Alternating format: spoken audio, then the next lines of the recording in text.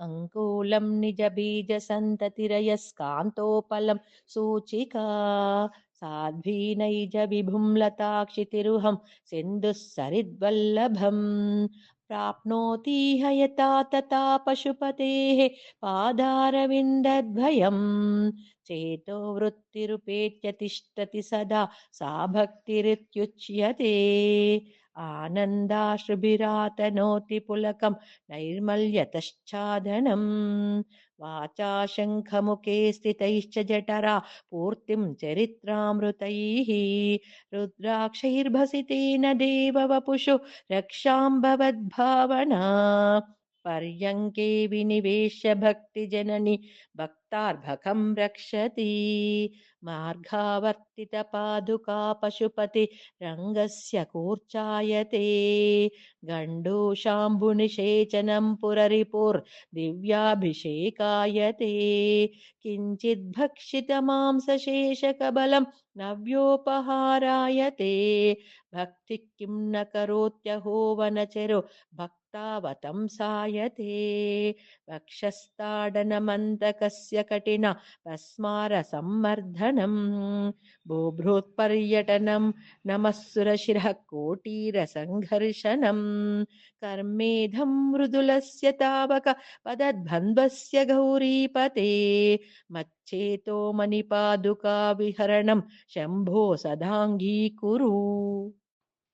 वक्षस्ताडनशङ्कया विचलितो वैवस्वतो निर्जराः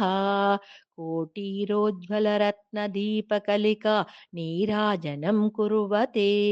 दृष्ट्वा मुक्तिवधूस्तनोति निभृता श्लेषं भवानीपते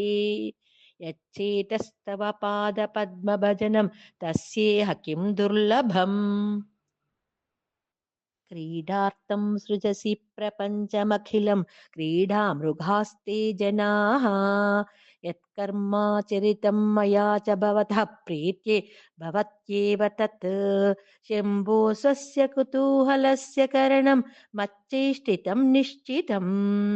तस्मान्मामकरक्षणं पशुपते कर्तव्यमेव त्वया बहुविधपरितोषबाष्पपूर